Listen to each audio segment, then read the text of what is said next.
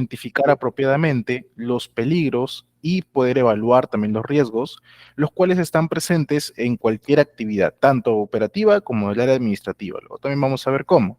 Así también identificar cuáles son los controles y, ojo, existentes, resultado de la evaluación de riesgo, y luego una reevaluación de riesgo, dando como resultado una implementación de medidas de control respectivas.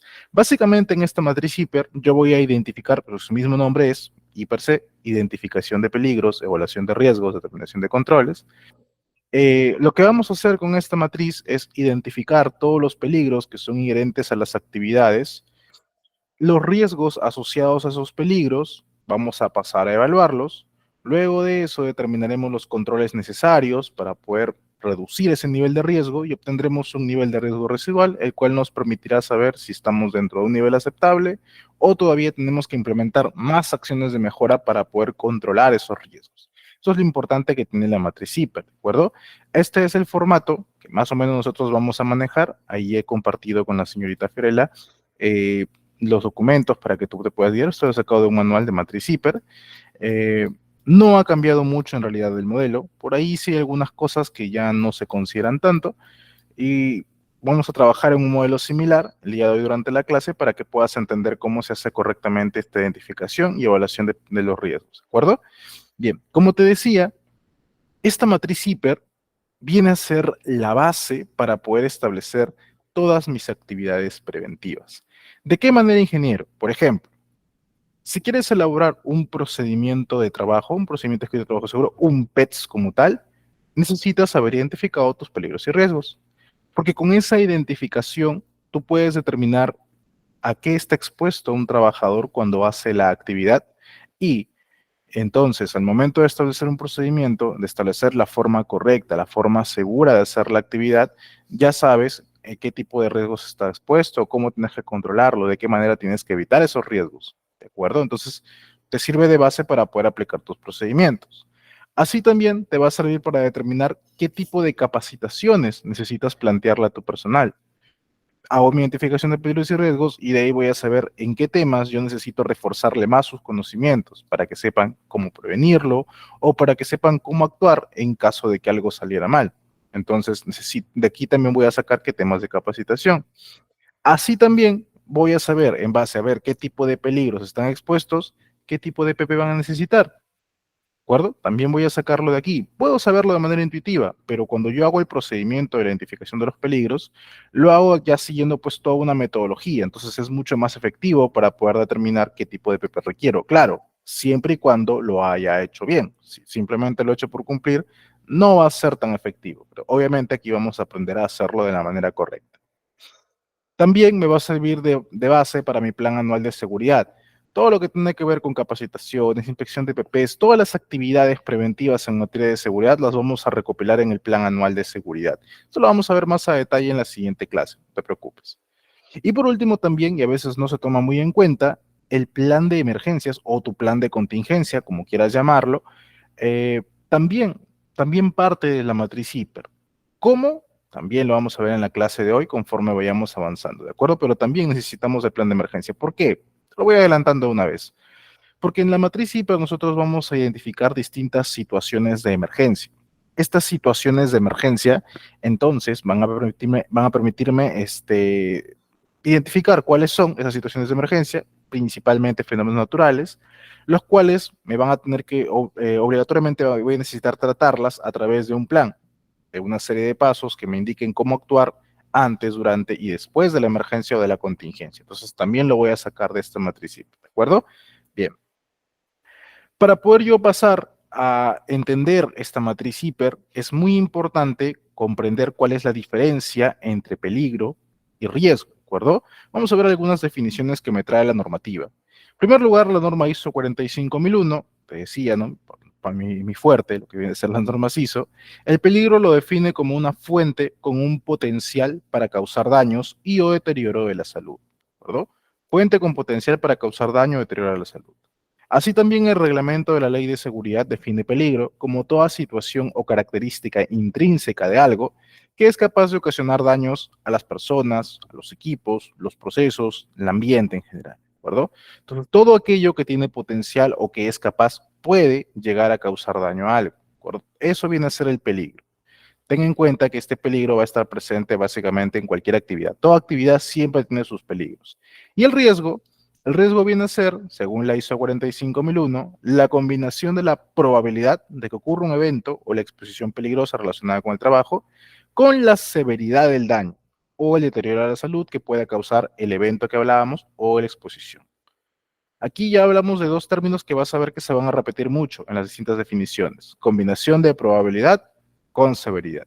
Así también en el reglamento de la ley de seguridad definen riesgo como la probabilidad de que un peligro se materialice en determinadas condiciones y genere daños a las personas, equipos, al ambiente. Más específicamente, un riesgo laboral, según el reglamento de la ley de seguridad, es la probabilidad de que de la exposición a un factor o proceso peligroso en el trabajo te cause una enfermedad o lesión.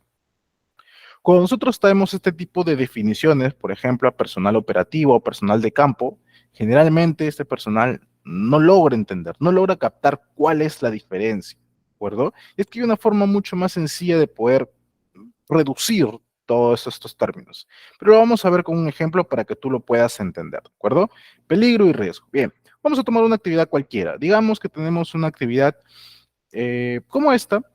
Este señor está realizando, como puedes ver, un trabajo en altura, está haciendo una labor, usando una escalera, ¿no? Como puedes darte cuenta, no usa ningún tipo de equipamiento, lo mucho sus lentes para el sol, su gorrita, y ya, nada más. Bueno, vamos a asumir por ahí que tiene su calzado de seguridad, aunque no es muy claro, probablemente no lo tenga, de repente sí, pero quizá no esté en buenas condiciones. Entonces, generalmente, pues el trabajos así, a menudeo, los cancholitos, como le llaman, generalmente pues los hacen sin tomar ningún tipo de medida de prevención, generalmente. Hay algunos que sí toman sus precauciones, pero generalmente lo hacen de esta manera, ¿bien? Yo te diría o yo teorizaría que una persona en estas condiciones indudablemente va a terminar accidentado. Para mí es así. O sea, yo digo, tenemos una persona haciendo trabajo en altura y se va a accidentar. Yo lo veo así, trabajando, este se accidenta, fijo, se va a accidentar. Si yo me quisiera extremar mucho más, yo me atrevería a decir incluso, todos los que hacen trabajo en altura se van a accidentar. Desde plano, ¿ah? Se van a estar accidentados. Ya lo veo en el hospital. Pero si tomáramos esa premisa de esa manera, entonces el trabajo en altura debería estar prohibido. O sea, ¿cómo voy a permitir yo hacer una actividad que indudablemente mi personal siempre se va a accidentar? Y es que, ¿qué nos falta aquí? Entre esta situación, que es el peligro, con esta consecuencia, existe un término intermedio que relaciona al peligro con la consecuencia. Trabajo en altura es una fuente potencial de peligro, definitivamente. Puede traer como consecuencia que haya un accidentado, definitivamente. Pero existe un término intermedio, existe un evento intermedio, la transición que necesitamos para tener el accidente. Y justamente es la palabra que yo te decía, el puede. O sea que es una posibilidad, o sea que si bien puede ocurrir, también puede que no. Y ese evento en cuestión, que puede como que no puede ocurrir, es a lo que le llamamos riesgo. ¿De acuerdo? Yo tengo una fuente potencial de peligro, tengo una persona haciendo una actividad peligrosa, trabajo en altura. No significa que todas las veces que él vaya a hacer el trabajo en altura, así no esté usando EVPs, siempre se va a accidentar. Pero existe una probabilidad, una posibilidad, existe un riesgo de que se puede accidentar. A eso le llamamos riesgo, a ese evento probabilístico, a ese evento que puede ocurrir, que se ve mucho más afecto si es que no tienes ninguna medida de precaución, pero que aunque lo tuvieras, igual existe la mínima posibilidad, pero existe al fin, de que pueda haber un accidente. Entonces, eso viene a ser el riesgo. Es el evento que no es seguro que ocurra, aunque tampoco es seguro de que no te vaya a ocurrir. Es una moneda al aire. Puedes tomar acciones para tratar de reducir ese nivel de probabilidad, para tratar de reducir ese nivel de riesgo, mas nunca va a ser cero, siempre va a existir el nivel de riesgo. Por eso decimos que siempre hay que estar alertas, ¿de acuerdo? Entonces, peligro, toda actividad, cualquier tipo de actividad, así sea a nivel de suelo, así sea imprimiendo un papel, toda actividad conlleva un peligro, ¿de acuerdo? Estos peligros, a su vez, están asociados a situaciones probabilísticas, situaciones que pueden o no pueden ocurrir, y a eso le llamamos riesgo. Estos riesgos, al igual que estos peligros, siempre van a estar presentes. Lo que nosotros hacemos en materia de prevención es, en primer lugar, reducir ese nivel de riesgo. Tomamos todas las medidas preventivas para que el evento no me ocurra. No quiero que me ocurra. Que exista la más mínima chance de que ocurra, la mínima, la más pequeñita posible, que sea casi imperceptible, prácticamente que no me ocurra, aunque existe igual el riesgo. Y en cuanto a los peligros, estos peligros siempre van a estar presentes en la actividad. Lo que se busca hacer generalmente es tratar de eliminarlos, cambiando el método de trabajo, etcétera, tratando de eliminarlos para que de esa manera sí el riesgo no exista, pues, ¿no? Para que el riesgo asociado a este peligro no exista. Esa es la manera en la que hacemos precaución. Bien. Pero el riesgo no se centra únicamente en esto. Ya te he hablado de que es un evento que puede o no puede ocurrir, pero hay una dimensión más que debemos considerar en lo que respecta a riesgo. ¿Cuál es esa? Vamos a ver lo siguiente. Digamos que, bueno, tenemos aquí a esta persona haciendo su trabajo, bueno, como podemos ver en una escalera, trabajo en altura, sin ningún tipo de PP. Digamos que en paralelo, en otro lado, tenemos una empresa que está haciendo una actividad similar, un trabajo en altura, pero con personal al que sí se le ha entregado todos los EPPs necesarios, como puedes darte cuenta. Tiene buenos equipamientos, está correctamente uniformado, también cuenta con las capacitaciones necesarias para poder hacer la actividad en altura, el estado físico también está en óptimas condiciones, entonces es una persona que está mucho mejor preparado para poder hacer la actividad. Obviamente, esta persona es mucho menos probable que se vaya a caer, ¿no? Obviamente, está bien implementado, está capacitado, sabe cómo hacerlo, es menos probable de que ocurra, pero a pesar de que es menos probable, existe de todas maneras la posibilidad. Existe aún, pequeñita, pero existe. Entonces, yo te pregunto a ti, esta persona, suponiendo, tuvo muy mala suerte y se cae, llega a tener el riesgo de la caída, se cae, se materializa la caída. Te pregunto, ¿terminará en estas condiciones? ¿Llegará realmente a terminar así, al suelo, completamente accidentado, con lesiones muy severas? ¿Será o no será? Obviamente que no, ¿cierto? ¿Por qué? Porque esta persona está mejor equipado, como puedes darte cuenta, tiene un arnés que está completamente sujeto por encima de su cabeza. Por lo tanto, si esta persona se llega a caer, a lo mucho puede quedar suspendido. ¿Está completamente salvo? No. Todavía puede verse afecto. Tema de que una persona no puede estar suspendida mucho tiempo, mucho 10 minutos, dependiendo también de sus condiciones físicas, y obviamente hay que hacerle su rescate. Pero las lesiones que va a sufrir son menores a las cuales tendría si no tuviera ningún tipo de equipo de protección personal. Y ahí entra la otra dimensión del riesgo. Y es que en el riesgo nosotros valoramos tanto la posibilidad, la probabilidad de que te ocurra el evento, como la gravedad de las consecuencias. Entiende, como te decía, que la probabilidad nunca va a ser cero, siempre va a existir, así sea la mínima chance, pero siempre existe. Y como siempre existe la chance, tenemos también que tomar en cuenta lo que podría ocurrir como consecuencia si la persona se accidenta, para saber qué tipo de acciones debemos tomar, para saber cómo prevenir, cómo mitigar esos daños. ¿De acuerdo? Entonces, en eso trabaja tanto el peligro y el riesgo. Perdón, en eso trabaja lo que es el riesgo, la parte de probabilidad con la severidad de los daños. En pocas palabras, cuando nosotros hablamos de peligro, nos referimos a todas esas características que ya son propias de mi proceso, de mi actividad, que tienen la posibilidad de causar daño a un individuo. El trabajo en altura, manipulación de herramientas punzocortantes, trabajo con electricidad, pisos resbalosos, etcétera. Todo aquello que está presente en mi actividad, está presente, de una u otra forma está. Y los riesgos son la combinación de la probabilidad de que ocurra el evento junto con la gravedad de las consecuencias. Tengo trabajo en altura, tengo el riesgo de caerme. Tengo manipulación de objetos punzocortantes, tengo el riesgo de que me voy a cortar la mano, me voy a apuntar un dedo, me voy a hacer un golpe, etcétera. Tengo pisos resbalosos, tengo el riesgo de resbalarme, caídas al mismo nivel, etcétera. ¿De acuerdo? Entonces, esta es la diferencia entre peligro y riesgo. Ahora, el riesgo, más concretamente, lo podemos identificar de manera matemática. El riesgo, como decíamos, es la combinación de la probabilidad con la severidad. Una fórmula chiquita. Podemos ver más adelante también conforme vayamos haciendo la evaluación de riesgo, porque este riesgo sí hay que evaluar. ¿De acuerdo? Entonces, esta es la forma. Ahora, mira, por ejemplo, aquí tenemos haciendo actividades de soldadura, entonces existe el peligro, ¿no? Existe el peligro de la exposición, pues, al al efecto lumínico pues, de la soldadura, ¿correcto? ¿Cuál sería el riesgo? El riesgo es que tenga lesiones en la vista. ¿Significa que indudablemente todo personal va a tener así? Existe la posibilidad, pero el tiempo en el que va a desarrollar este tipo de enfermedad o lesión, comparado también con la gravedad de la lesión, dependerá mucho del tiempo de exposición a este tipo de actividad y del tipo de EPP que está usando y si lo está usando o no. ¿Entiendes? Entonces, a eso va el tema de peligro y riesgo. Personal que realiza limpieza en la calle, por ejemplo, en horas de la madrugada, tiene el riesgo de que, por ejemplo, sea atropellado.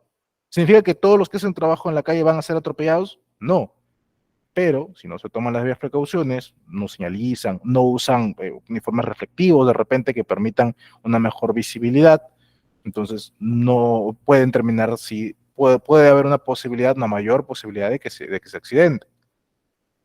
Cuando haces labores en la oficina, bajo computadora, puedes desarrollar lesiones musculoesqueléticos. Siempre vas a terminar así, si no tomas las debidas precauciones, sí, puede llegar a ocurrir. ¿De acuerdo? Entonces, a eso es lo que va el peligro y el riesgo. Y sí, como por ahí me preguntaban, el riesgo siempre está asociado al tema de peligro. Por eso primero vamos a identificar peligros y luego vamos a pasar a identificar los riesgos asociados. ¿De acuerdo? Bien. Fíjate en esta imagen, esta es una imagen muy conocida que debes haber visto muchas veces, de repente por ahí. Aquí podemos ver diferentes condiciones riesgosas que podemos encontrar. Usa por favor tus habilidades para supervisión e identifícame qué tipos de peligros o riesgos crees que puedes encontrar en esta lámina de aquí. Vamos, estaré en los comentarios mientras voy leyendo otros comentarios también. Acá me dice, mi tío se cayó de un segundo piso y generó un peligro, se fracturó su espalda y está delicado de salud, puede dolerle mucho y todo por unas monedas. Él va acompañado con el peligro. Claro, cuando ya hablas de que existe una lesión, es básicamente pues un accidente. La lesión viene a ser el accidente. El peligro vendría a ser pues la actividad como tal, la actividad riesgosa, construcción, trabajo en altura, etcétera. Y el riesgo vendría a ser el riesgo de la caída, que en este caso sí se llegó a materializar. Entonces, sí, el riesgo va asociado con el peligro, ¿de acuerdo? Bien. En un cañaveral una grúa cogió a un trabajador en la noche, no se vio al trabajador y la máquina lo mató. Sí, suele ocurrir, lamentablemente este tipo de situaciones suelen ocurrir. Bien, volviendo al tema, aquí me dicen objetos en la escalera, correcto, no mirar dónde camina, sí, muy bien, esa persona no está mirando, desorden en la zona, la escalera resbalosa, escalera sin barandas, muy bien, Dina, la primera vez en todos los meses que vengo dictando de curso que al fin alguien nota que la escalera no tiene baranda, es cierto, correcto, muy bien. ¿Quién más? ¿Alguien más? Bien, vamos a ir avanzando porque si no nos quedamos sin tiempo. Efectivamente, como me mencionaban, en primer lugar, el primero que tú tienes que notar es aquí esta persona que está subido al carrito. Particularmente para mí, no creo que este tipo de vehículos sean para transportar personas. Y créeme, existen muchas personas que usan mal los vehículos en este sentido. Me tocó una vez supervisar, bueno, no, me llegó un informe, me llegó un informe en el cual indicaban, pues, reportaban a un trabajador que se había colgado de la grúa para hacer una actividad. O sea, en lugar de que la grúa suspenda objetos, hizo que lo suspendiera él mismo para poder hacer su actividad. Suspendido y la grúa anclado en la anilla de la espalda. Pésimo, pésimo reaccionar. Entonces, ni modo, pues ahí no estaba bien valorado el riesgo. Entonces, así personal que usa mal las unidades móviles, las maquinarias, sí existe, es una condición muy riesgosa que puede generar muchos accidentes. Esto, por ejemplo, es un peligro, el tema de imprudencia, ¿no? Mal uso de los vehículos, por ejemplo, eso es un peligro. ¿El riesgo qué sería? Que la persona se caiga, que el vehículo pues, se vuelque de repente por exceso de peso, entonces eso es lo que hay que considerar. Aquí tenemos una mala postura de la persona al momento de levantar la carga. Recuerden siempre que al momento de uno levantar una carga tiene que estar siempre la espalda recta. Lo ideal es flexionar las piernas con la espalda recta y así hacer el levantamiento. No doblar o arquear tu espalda para levantar algo. Eso es lo que causa las lesiones. Aquí, como mencionaban, la persona que está mirando a otro lado no se fija en las escaleras y la escalera también por ahí parece que tiene unas manchas, se puede resbalar, se puede caer. Aquí tenemos también una escalera que está en muy malas condiciones, como puedes ver, pero está ahí, metida en la actividad. Este tipo de equipos que ya no sirven deberían estar identificados, señalizados, de repente encintados con una cinta roja, de repente, o de algún color que determine, que él logre una visibilización para que todos sepan que esto no sirve. De plano, esto ya deberían haberle hecho su desecho apropiado, o mantenerlo de repente, si hacen su desecho cada cierto tiempo, en un espacio donde no se mezcle con los demás materiales de almacén, por ejemplo. Es importante también considerar. La escalera que no tiene barandal y que tiene también otros objetos que están por ahí que pueden ocasionar que una persona se caiga, que es muy peligroso, ¿no? Digamos que la persona hace un mal movimiento, se va mucho hacia el borde y puede terminar cayéndose. Aquí podemos ver un clavo salido de una de las tablas. La persona que lo pise va a tener una lesión muy dolorosa, lo digo por experiencia, es muy doloroso. Aquí una persona que está haciendo levantamiento de cargas, por encima de su vista, no puede ver bien a dónde va, eso también es una condición de riesgo muy frecuente. Hay que evitar siempre cargar por encima de nuestra vista. En todo caso, si son muchas, preferencia hacerlo en compañía de otra persona para que nos pueda orientar. Aquí también podemos ver que la rampa está en mal estado, la persona está llevando aquí esta carga y puede ocasionar pues que se vuelque, que se caiga. Aquí podemos ver cajas mal apiladas que también van a caer encima de la persona, pueden ocasionar lesiones. Y aquí podemos ver personas que están completamente distraídas, ajenas a la actividad. Esto también pues, es una fuente común de accidentes. O también lo puedes considerar como que son personas terceras que no corresponden a las actividades de la empresa y que están, sin embargo, ahí, porque no existe ningún medio de delimitación o que impida que terceros que no están aptos para estar en el centro de labor o en la zona donde hay condiciones de riesgo, eh, simplemente entraron como Pedro por su casa. Entonces, eso también hay que tener en cuenta. Y claro, desorden por ahí, manchas de aceite en el suelo que pueden ocasionar accidentes también. Muy bien. Pero no únicamente vamos a encontrar este tipo de situaciones en actividades operativas, ¿correcto? En actividades administrativas también se encuentran a menudo algunas condiciones peligrosas. Entonces, dime tú si crees que, o qué tipo de situaciones puedes encontrar en esta otra lámina donde vemos actividades de oficina. Por aquí me mencionaba muchas más, mira, no me había percatado. Sobre esfuerzo, falta de organización, que de objetos. Wow, sí, sí, habían visto bastante. Muy bien. Y bien, ¿ah? José me dice muchos equipos en un solo tomacorrientes. Correcto, muy bien. Desorden de cableados. Sí, muy bien. Falta de orden y limpieza. Más, el desorden, objetos en el piso puede ocasionar una caída. Sí, muy bien. Subirse en la silla con ruedas. Correcto, muy bien. Estar debajo de una ventana. Muy bien, muy bien. Las sillas con ruedas no se puede usar. Muy bien, correcto. Entonces, como podemos ver, el primero que tenemos aquí es esta persona que también, nuevamente, la mala costumbre de arquear la espalda para levantar, y como te puedes dar cuenta aquí también, esta ventana está completamente abierta. La persona se va a levantar y se va a dar tremendo golpe en la cabeza. Genera un pequeño golpecito, no puede ocasionar nada. Recuerda, hablamos de riesgo, hablamos de probabilidad y severidad.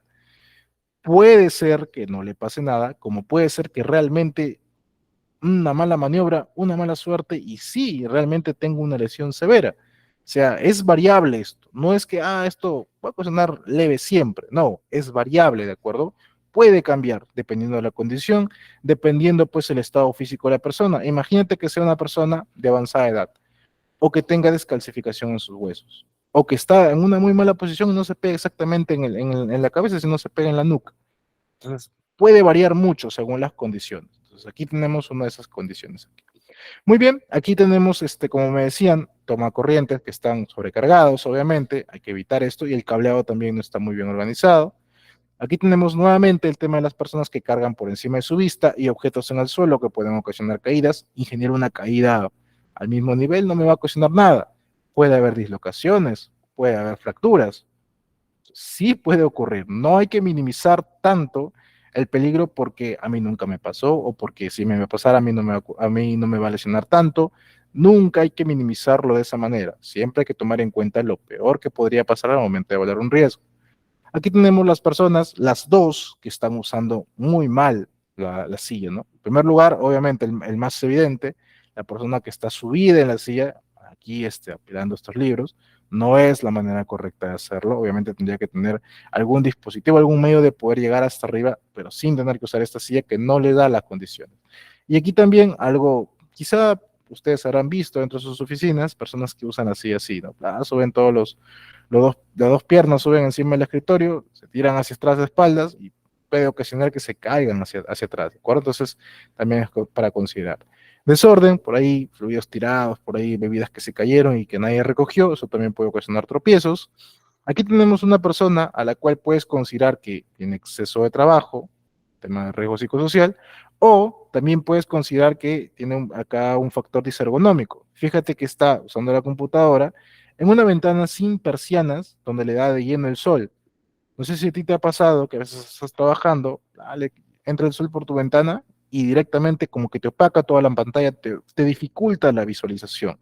Entonces, eso también es un factor es un factor que de cierta manera te limita las actividades, te convierte también en un factor de riesgo. Entonces, aquí, por ejemplo, habría que controlarlo, o bien reubicando a la persona en otro lado, o bien pues implementando unas persianas, una cortina, algo que permita reducir ese nivel de exposición solar. Algo muy frecuente también, el tema de traer bebidas, tu café, tu tecito, tu desayuno ahí cerca de las computadoras. Momento que se derrame, puede dañar el equipo o lo que es peor, puede ocasionar pues un cortocircuito, ¿de acuerdo? Aquí tenemos un extintor que está muy mal ubicado, definitivamente, te puedes dar cuenta por la proporción. Este extintor está muy arriba. Recuerda que de la base del extintor al suelo debe haber 1,20 m. ¿De tiene que estar de fácil acceso para que todos puedan usar. Ingeniero, en mi empresa no tenemos para ponerlo ahí hacia la pared. ¿Lo puedo dejar en el suelo? No, no está permitido que se ponga en el suelo, tiene que estar suspendido a 1,20 m. Tendrías que pues ponerle tarugos, algo a la pared para que lo cuelgues de la pared. Ingeniero, no, la pared que tengo no es concreto, es, no sé, triple, no hay paredes, qué sé yo. ¿Dónde lo hago?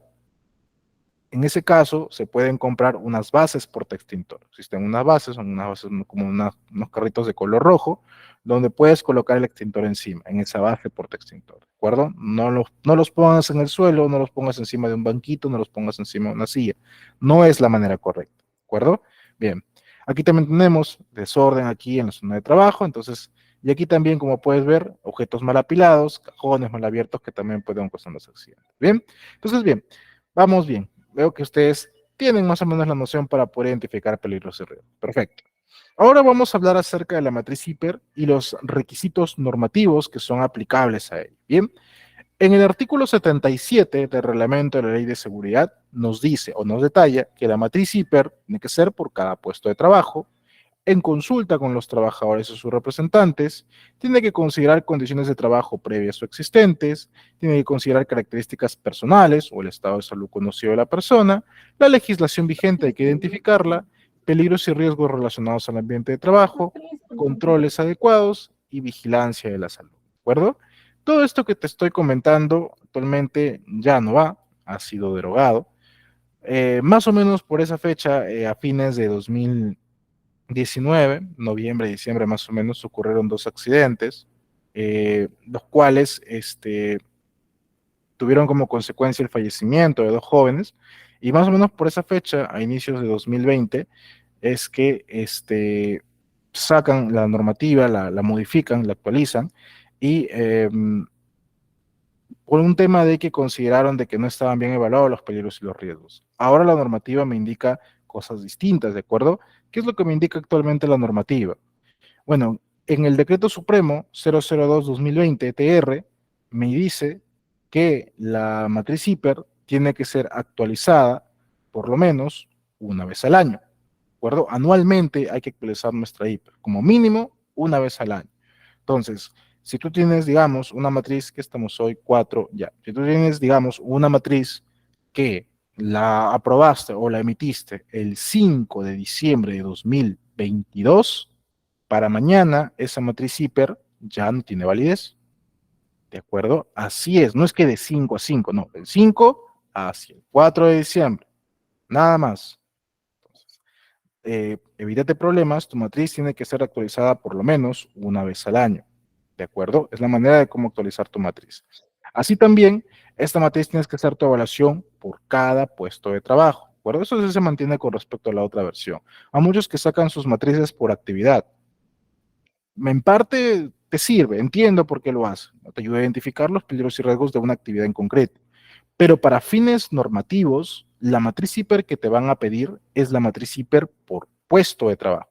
Necesitamos que cada puesto de trabajo tenga eh, la identificación de sus propios peligros y riesgos, porque entendemos que en una misma actividad pueden intervenir distintos puestos de trabajo, pero no todos van a estar expuestos al mismo nivel de riesgo. Algunos se involucran más que otros, u otros están expuestos a otro tipo de riesgo.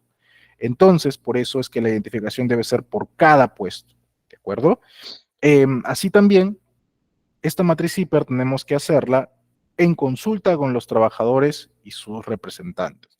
La matriz hiper no es para que únicamente la elabore el área de seguridad en oficina, gabinete, la elabora, identifica, que pasa una semana completa encerrado haciendo sus hiper, listo, ya está, aprobados, queda, y ya está. Hey, gente, por si acaso sus hiper están acá, tengan. No, el hiper tiene que hacerse en colaboración con los trabajadores y también, claro, involucrando al comité. El comité le va a dar la aprobación, definitivamente sí, pero no solamente el comité ingeniero, pero ya si trabajo con el comité es un representante de los trabajadores, ¿no? Ya creo que con eso estoy cumpliendo. No es suficiente. Necesitamos que todos los trabajadores se hayan involucrado o hayan participado en la actualización de la hiper o en la elaboración del hiper correspondiente. Ingeniero, yo tengo 4 personas, trabajo con 4 personas. ¿Con los 4 tengo que hacer mi hiper? Sí. Ingeniero, tengo 10 personas. Sí. 20, sí. Ingeniero, no se pase, yo tengo 200 personas. ¿Que los 200 tienen que elaborar su hiper? Sí. Todos tienen que participar en la elaboración del hiper. ¿Y cómo lo acredita, ingeniero? Tienen que colocar su firma.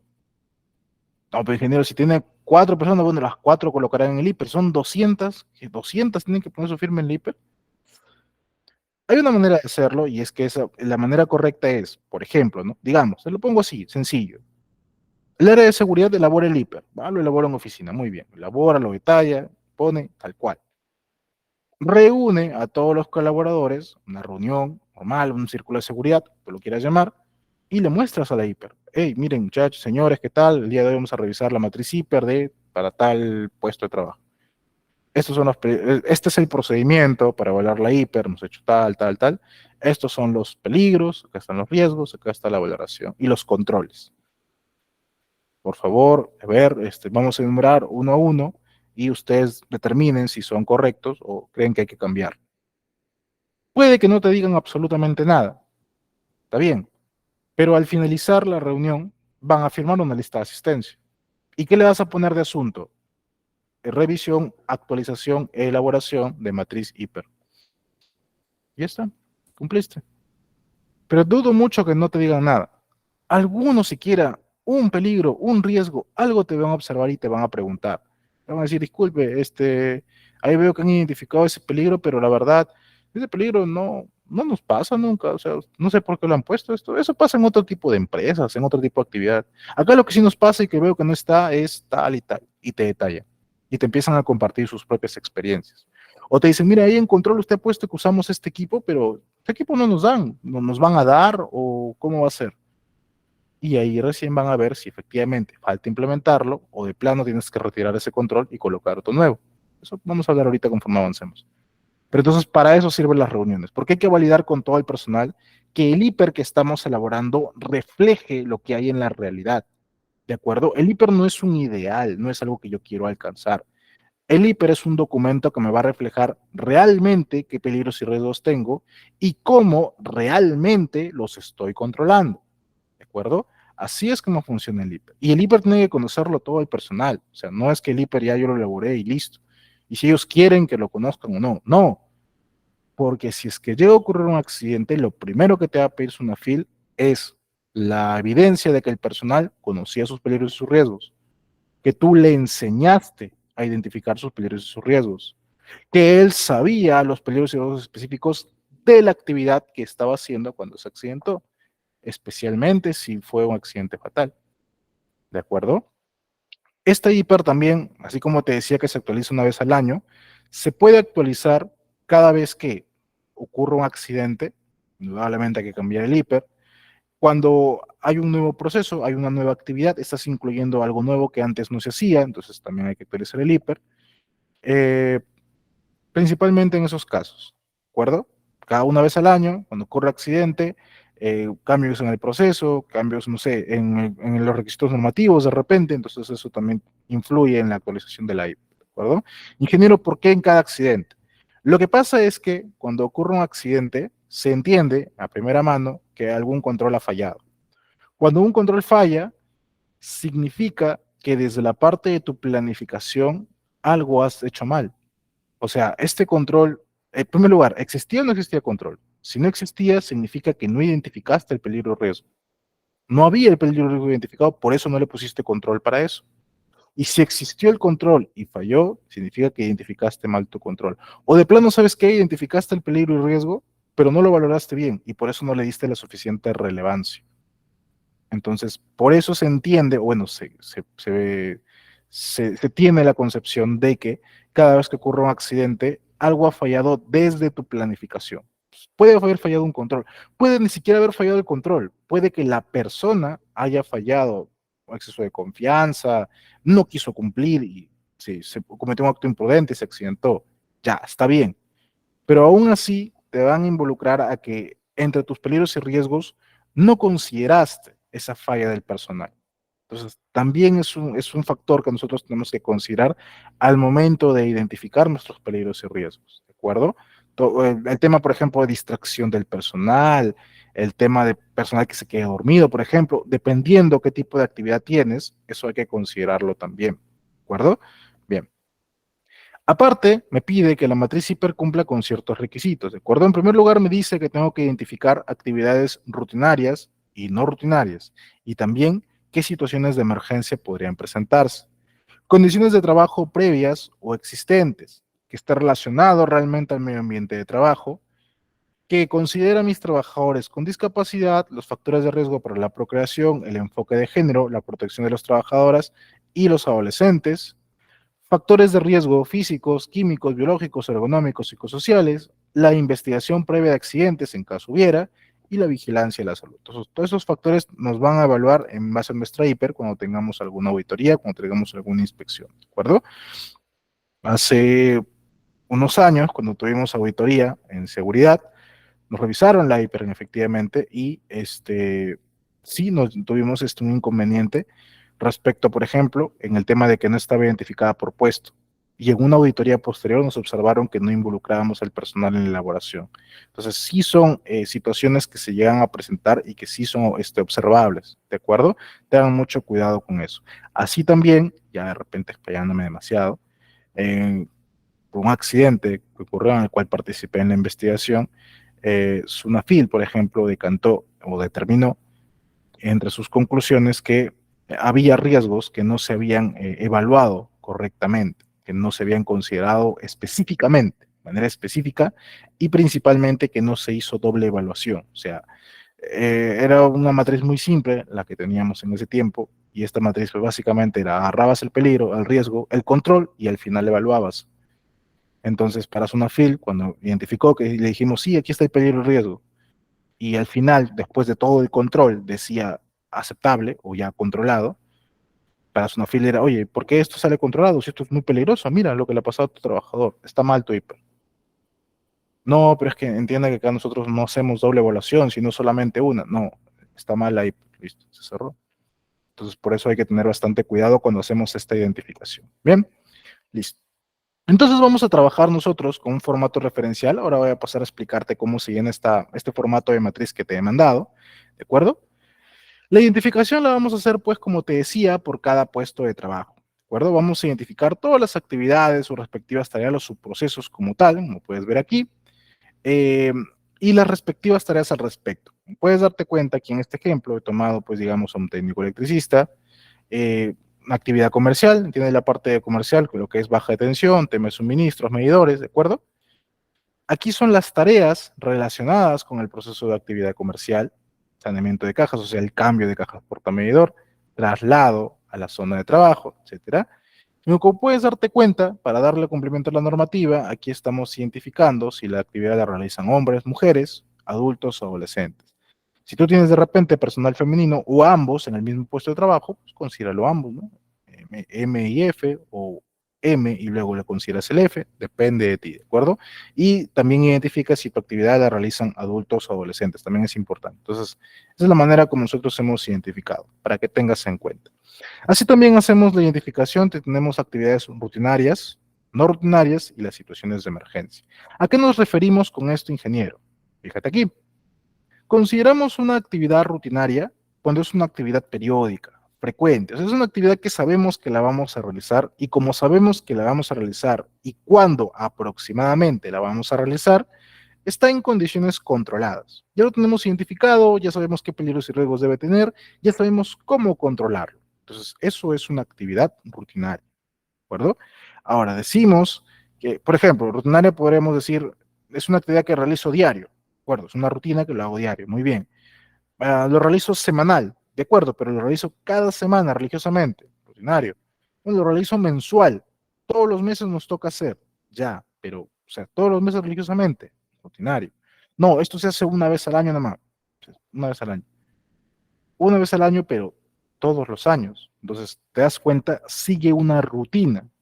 Rutinaria no significa que se haga a diario, siempre.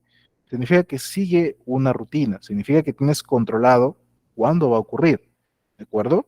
Las no rutinarias, en cambio, suelen ser ocasionales, esporádicas y generalmente no tienen condiciones controladas, o sea, no los controlas realmente. Son actividades que te pueden salir de manera imprevista, tipo hacer un mantenimiento correctivo, de repente que no sabes cuándo te va a ocurrir, pero puede llegar a ocurrir y hay que establecer cuáles serían los controles, ¿de acuerdo?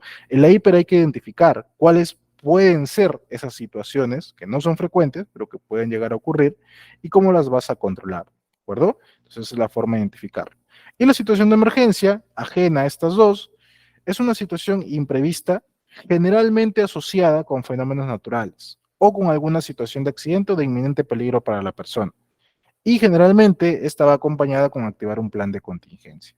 Bien, o sea, por ejemplo, yo identifico mis peligros y riesgos de mi actividad y digo, ¿sabes qué? No rutinario, en algún momento va a ocurrir un sismo, situación de emergencia, sismo. No sé cuándo va a ocurrir, es un fenómeno natural y definitivamente debo tener un plan de contingencia para este sismo. Fenómeno del niño, ¿de acuerdo? Incendios, por ejemplo. Son situaciones de emergencia, situaciones imprevistas, desastres como tal, y necesito un plan de contingencia para darle tratamiento. A eso nos referimos, ¿de acuerdo? Bien. Luego de eso también vamos a pasar a identificar los tipos de peligro. Recuerda que me decía que considera los riesgos físicos, económicos, psicosociales, etcétera. Ya, aquí le llamamos tipo de peligro. Estos tipos de peligros pueden ser físico-químicos, por ejemplo, relacionados a trabajos de soldadura, atmósferas explosivas, mecánicos, relacionados a la manipulación de herramientas, maquinarias, eléctricos, relacionados pues al contacto con la electricidad. Los locativos vienen a ser todos aquellos inherentes o propios del lugar de trabajo, del centro de trabajo, generalmente pisos en mal nivel, pisos a desnivel o en mal estado, escaleras sin barandales, vidrios sin laminar, etcétera. Todos aquellos que forman parte del centro de trabajo, que no se categorizan ni como físico ni como químico, sino que son peligros locativos, locales, a eso se refiere. También tenemos los peligros químicos, generalmente asociados a la exposición de material particulado, polvo, por ejemplo, psicosociales, tiempo prolongado de trabajo, el famoso mobbing, el acoso, biológicos relacionados a la presencia de vectores o agentes transmisores de enfermedades, el dengue, la COVID, por ejemplo, que también estuvo muy frecuente. Actualmente la COVID forma parte del estado de enfermedades profesionales, por si acaso, pero obviamente se considera cuando es del sector correspondiente, ¿no? Por ejemplo, los hospitales o clínicas sí podrían considerar la COVID como un peligro mucho más frecuente.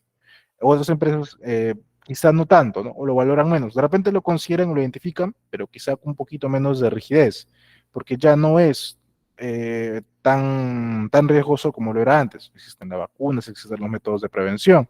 Entonces, ya no es tanto como antes, ¿de acuerdo? Peligros ergonómicos relacionados con posturas forzadas o repetitivas, ¿de acuerdo? Y físicos relacionados a vibraciones o ruidos también.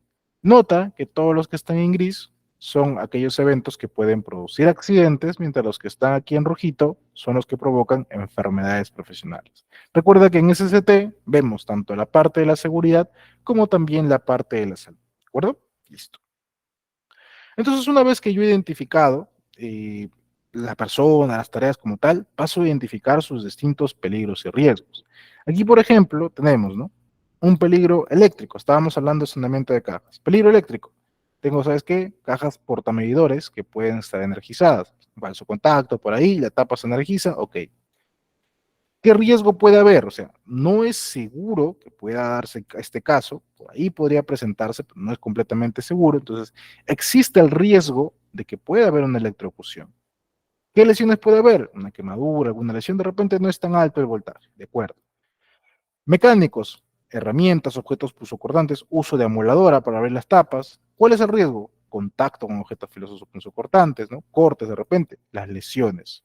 Si gustas, puedes asociar el riesgo con la lesión en una sola columna, de repente se te hace más fácil para identificar, nosotros generalmente lo hacemos separado, gustas unirlo, no hay ningún problema. La norma, como te decía, no te pide que identifiques lesión, te pide generalmente que identifiques el peligro y el riesgo, ¿de acuerdo? Otro eléctrico, trabajo con línea energizada de BT, claro, porque van a estar en contacto con electricidad. Aquí está el riesgo y las potenciales pues, lesiones que puede tener. Aquí quiero que notes cómo nosotros hemos hecho el tema del tratamiento al personal con discapacidad. Nosotros hemos identificado como otro tipo de peligro, no lo hemos categorizado en ninguno y hemos considerado como un tema de peligro al personal con discapacidad. ¿Por qué? Lo hemos considerado así porque, suponiendo que en algún momento tengamos personal con discapacidad que tiene el perfil y que quiere hacer la actividad, hay que identificar qué tipo de riesgo también va a estar afecto a este personal. Entonces, no lo considero como un subproceso, una tarea como tal, nosotros lo hemos considerado de esta manera. Tenemos una reunión con supervisores y consideramos evaluarlo así, de esta forma, para poder identificar sus riesgos, las lesiones que podrían tener y luego las medidas de control que tomamos respecto al personal con discapacidad que pudiéramos llegar a tener dentro de nuestras actividades. Entonces, es una manera de poder considerarlo, ¿de acuerdo? Bien, recuerda, ten muy en cuenta que el peligro es todo aquello inherente a la actividad, mientras que el riesgo es la combinación de probabilidad con severidad del daño. ¿Listo? Bien, entonces una vez que yo ya identifiqué mi peligro y mi riesgo, ahora ¿qué voy a pasar a hacer? A evaluar. Ahora tengo que evaluar. Lo voy a evaluar dos veces para sacar mi riesgo puro y mi riesgo residual y no te pase lo que me pasó a mí, ¿de acuerdo? El riesgo puro viene a ser una evaluación inicial del riesgo. O sea, yo tomo mi riesgo tal cual como está, al desnudo, sin ningún tipo de control. De esta manera, al evaluarlo, tomando en cuenta que no hay controles, sabiendo lo peor que me puede pasar, obtengo un nivel máximo de riesgo. De esta manera me permite a mí priorizarlo, qué tan estricto debo ser con mis controles, ¿de acuerdo? Luego el riesgo residual es una evaluación posterior al control. O sea, yo tengo ya mi riesgo identificado, lo evalúo sin controles, obtengo mi riesgo puro y para darle tratamiento pongo mis controles, controles reales, controles que existen. Pongo mis controles como están y luego de eso vuelvo a evaluar el riesgo, ahora tomando en cuenta mis controles. Entonces esto me permite sacar a mí un nivel real de riesgo, porque aquí estoy evaluando la eficacia de mi control. Se supone que yo tengo esta actividad, ahora tengo este control, ya no es el mismo nivel. En teoría debería reducirse. ¿Se ha reducido lo suficiente? Ahí lo veremos y en base a eso vamos a tomar decisiones. ¿De acuerdo? Esa es la manera de identificarlo. Bien, ¿y cómo voy a evaluar mi riesgo, ingeniero? Recuerda la formulita que veíamos al inicio, probabilidad por severidad, donde vamos a evaluar el riesgo. La severidad va a ser en base a algunos criterios y la probabilidad la vamos a sacar en base a cuatro factores. He visto algunas empresas que también la probabilidad la centran directamente en algunos factores. Yo te recomiendo que mejor lo separes de esta manera. Te permite jugar mucho más con los rangos, ¿de acuerdo? Es una mejor identificación del nivel de probabilidad. Entonces, la probabilidad la vas a identificar en base a cuatro factores.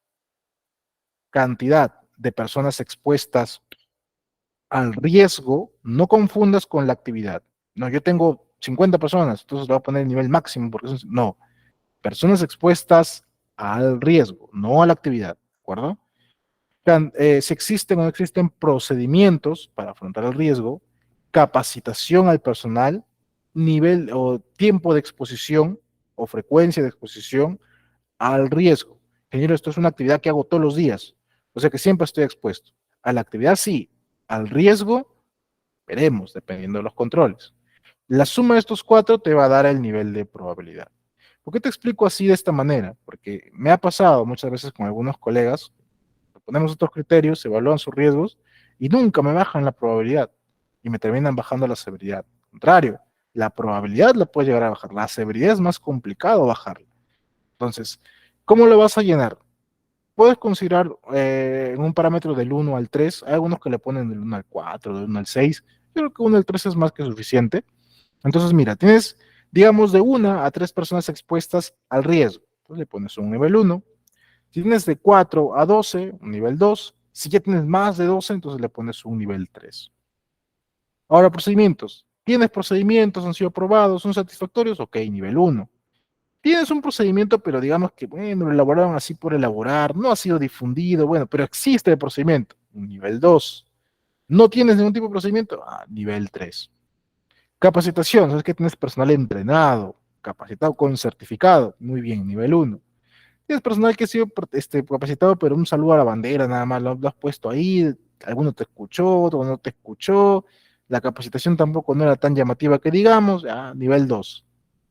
De plano no hay capacitaciones, le pones un nivel 3. Y el tiempo de exposición también. Si el evento ocurre una vez al año, de repente, esporádicamente, expuesto a riesgo, nivel 1. Una vez al mes, eventualmente, nivel 2. Diariamente estás expuesto a riesgo permanentemente, nivel 3. Y la severidad, igual. Es una lesión, de repente el evento te puede ocasionar una lesión sin ningún tipo de incapacidad. Quizá te manda a tu casa y regresas al día siguiente, bien, nivel 1. Si es una lesión con una incapacidad temporal, requieres descanso médico, etcétera, nivel 2.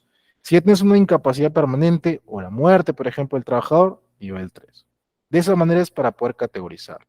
Entonces, dependiendo del resultado, podemos obtener en una escala del 4 al 36 y vamos a categorizarlo si viene a ser un riesgo trivial, un riesgo tolerable, moderado, importante o de plano intolerable. ¿Perdón? ¿Para qué me sirve a mí identificar esto? Para saber cuándo voy a considerar que mi riesgo es significativo o no significativo. ¿Por qué? Mira, si yo tengo un nivel de riesgo trivial, no significativo, significa que mi control está bien, o sea, mi control funciona. Es el nivel mínimo de riesgo y de severidad. Entonces mi control funciona, está bien, el riesgo está controlado, no requiero tomar alguna acción de momento, quizá más adelante revisar efectivamente si todavía mantengo controlado este riesgo, todo está bien. Si sale tolerable, ojito, ya, mira, está bien, está controlado, pero debería considerar por ahí, evaluar y ver de qué manera lo voy a cambiar, ¿de acuerdo? O sea, está en lo significativo, está dentro de lo aceptable, pero deberíamos ir considerando cuándo podemos cambiar. Ahora, si sale moderado, ya hablamos de un riesgo significativo. En amarillito, mira, ¿sabes qué? Tenemos que tratar esta red. Paramos la actividad, mira, podríamos continuarla. De repente podemos continuar la actividad, pero hay un plazo menor igual para poder subsanar esta no conformidad, o mejor dicho, subsanar lo que falte para que este riesgo esté controlado. ¿De acuerdo? Entonces hay que tener mucho cuidado porque existe la posibilidad que el personal se accidente. Y si ya pues sale importante o intolerable, no, hermano, de plano, hay que parar la actividad. Porque aquí sí el personal está mucho más expuesto a que le ocurra el accidente o si es que le llega a ocurrir, el daño va a ser muy severo y debemos evitar eso. ¿De acuerdo? Entonces, de esa manera es como vamos a categorizar. Así pues, según nuestro ejemplo, como te puedes dar cuenta aquí, hemos evaluado los niveles para personas expuestas, para procedimiento, para capacitación, para exposición. Hacemos la suma de los factores, sacamos un nivel de severidad también y obtenemos un riesgo puro, te puedes dar cuenta. Aquí todos han salido, generalmente el riesgo puro te suele salir alto, ¿de acuerdo? De esa manera pues identificas apropiadamente. Entonces una vez que yo ya tengo mi nivel de riesgo puro, ¿yo qué hago? Implemento mi medida de control. Esta medida de control lo voy a hacer en base a 5 niveles, de acuerdo a lo que se le llama como la jerarquía de controles. Podemos optar por eliminar por completo el peligro o la fuente potencial de riesgo. Siempre hay que optar primero por este nivel. Lo primero que tenemos que pensar es cómo elimino el peligro. No el riesgo, porque el riesgo recuerda que siempre va a estar. El peligro es el que tengo que eliminar. O sea, en teoría, si quiero que desaparezca el riesgo, debe desaparecer el peligro que está asociado. Entonces, ¿de qué manera puedo evitar este peligro? ¿Cómo lo elimino? Tengo que hacer una actividad donde la persona esté expuesta, ok, retiro a la persona. Voy a poner una máquina, un dron, lo voy a subcontratar de repente con otra empresa para que ellos se encarguen, aunque aún así, igual, si se accidentan ellos, tú vas a ser responsable por ser la empresa principal. Entonces hay que ver de qué manera elimino el peligro. De pronto no puedo eliminarlo, entonces opto por la segunda opción, que es también casi igual efectiva, sustitución. No puedo eliminar este peligro, entonces veo la manera de sustituirlo. ¿De qué manera puedo cambiar la fuente de riesgo por otra que sea menos riesgosa, que me ofrezca mejores condiciones? No funciona esto tampoco, no lo puedo hacer. Control de ingeniería. ¿Qué nuevas tecnologías, metodologías, herramientas, software de repente puedo implementar para poder reducir mi nivel de riesgo? Control de ingeniería.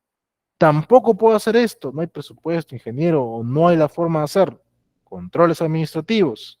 Aquí tiene que ver con hacer capacitación, delimitar o señalizar la zona de trabajo, dependiendo qué tipo de peligro o riesgo sea, elaborar procedimientos, estándares de trabajo, etc. Y esto generalmente no viene solo. Si ya de plano no pudiste los otros tres, también tienes que considerar qué cosa, lo más básico de todos, los EPP. Porque aquí también estamos asumiendo de que el evento sí puede ocurrir. Entonces, como sabemos que puede ocurrir, hay que preparar al personal para que la severidad sea menor. Entonces, para eso le damos sus EPP respectivos. ¿De acuerdo? Te repito, optamos primero por eliminar. Eliminamos por completo a la persona enfocada a la actividad, metemos drones, nuevas maquinarias, etcétera. Si no se puede hacer esto, sustituimos. ¿Sabes qué? Para hacer esta actividad requiere un químico que es altamente cancerígeno. Puedo cambiarlo por otro que es menos cancerígeno de repente, o no tiene agentes cancerígenos, quizá más costoso, pero me va a dar los mismos resultados, o quizá me baja un poquito la pureza, pero igual es más seguro para el personal. Entonces, sustitución. No se puede esto, control de ingeniería, generalmente muy parecido a la eliminación. Ponemos nuevas tecnologías, nuevos implementos, nuevos software, etcétera. Administrativos, tema de capacitación, procedimientos y equipos de protección personal, EPPs. Son más efectivos definitivamente los tres primeros. ¿Por qué? Porque estos tres primeros generalmente dependen menos de la persona que los otros dos. ¿A qué me refiero? O sea, si tú das un EPP a un personal, dependes mucho que el personal quiera o se acuerde de usarlo o lo use bien. Si tú haces una capacitación, dependes mucho que el personal esté atento realmente a la capacitación para saber cómo se hacen las cosas. O de plano, dependes mucho de que elabores un procedimiento y que el personal se tome el tiempo de leerlo, de entenderlo, de ponerlo en práctica. En cambio, estos otros tres son un poquito más efectivos porque ya no dependen tanto de la decisión de la persona. Ya pueden trabajar un poquito más de manera independiente, ¿de acuerdo? Un poquito más independiente. Bien. Entonces, para fines de nuestro ejemplo, como puedes ver aquí hemos considerado solamente jerarquías de controles de estos dos casos, en el nivel 4 y el 5, todos aquellos que son existentes, ¿de acuerdo? Te decía, aquí no me vale que tú me pongas controles que tú crees que vas a implementar o que tú crees que recién se van a hacer, ¿de acuerdo? Esos controles no sirven, esos controles no ayudan a la gestión en seguridad, no ayudan a la prevención de accidentes, ¿de acuerdo? Necesitamos que los controles que estén aquí realmente se reflejen en la realidad. ¿Por qué? Porque si los colocas aquí cuando no están, como tienes muchos peligros y riesgos enlistados, te vas a olvidar. Créeme que te vas a olvidar. Y cuando llega auditoría o llega inspección y van a revisar tu hiper, te van a decir, ok, mire, muéstrame evidencia de que esto existe, de que esto está en la práctica, y no hay. Y cuando no hay, ahí te ponen pues la observación, la no conformidad, o te ponen la sanción respectiva porque tu hiper está mal hecho. ¿De acuerdo? Entonces, por eso es importante realmente identificar que estos controles sí se hayan hecho. Ingeniero, pero yo tengo pensado recién hacerlo, o no tengo ningún control, de acuerdo. Mantén tu nivel de riesgo tal cual como estaba en riesgo puro, entonces. No hay controles. Riesgo puro igual. Tu residual va a ser lo mismo. ¿Y qué hago en esos casos? Ahorita los vemos. Como puedes ver, pongo mis controles, vuelvo a evaluar mi nivel de riesgo y en base a eso obtengo pues una nueva valoración para saber si ya lo tengo controlado o no. ¿De acuerdo? Ingeniero, ¿qué pasaría si al final sigue en alto, sigue significativo? ¿Qué hago? Suponiendo que sea así, suponiendo que tu control no es suficiente o de plano no hay controles para eso, lo que hacemos aquí es implementar acciones de mejora, implementar nuevos controles, planes que vamos a ejecutar en un futuro, cercano, 2 o 3 meses de repente, los cuales vamos a recopilar luego en un plan mucho mayor, al cual le llamamos planificación de la actividad preventiva. Básicamente, nuestro hiper me va a servir para que yo identifique todas aquellas condiciones que no están bien controladas, las cuales me van a permitir a mí determinar qué acciones necesito añadir, adicionar, implementar nuevamente para asegurar que sí se controle. Para eso hacemos la planificación de la actividad preventiva. ¿Bien? Listo. ¿Me entendiste hasta aquí del hiper? Ingeniero no, ingeniero recién llegué. De acuerdo. Vamos a verlo con un ejemplo. ¿De acuerdo? Vamos a tomar un ejemplo de toda la metodología que te vengo a indicar. Vamos a suponer entonces una actividad, digamos, que se llame cambio de luminaria, ¿de acuerdo? Ingeniero, ¿qué es una luminaria? Bueno, las luminarias son básicamente todos tus foquitos del alumbrado público, todo el dispositivo completo en general, no solamente el foquito, toda la cabecita de la luminaria, toda la cabecita donde está el foquito, eso se considera también luminaria, ¿de acuerdo? Vamos a suponer que es una empresa que, digamos, no invierte tanto pues en la seguridad de su personal, y la actividad, pues como puedes darte cuenta, la realizan así el personal, con pasos de escalamiento. Ojo, esto está prohibido. Si van a hacer alguna actividad en altura, tiene que ser con escalera, pasos únicamente en zona rural. Vamos a suponer que aquí era zona urbana, si había donde colocar escalera, pero no le dieron las escaleras, lo está haciendo así, en pasos. Ok. Entonces, esta persona, vamos a identificar primero su procedimiento. Esta persona tiene que ascender a la estructura.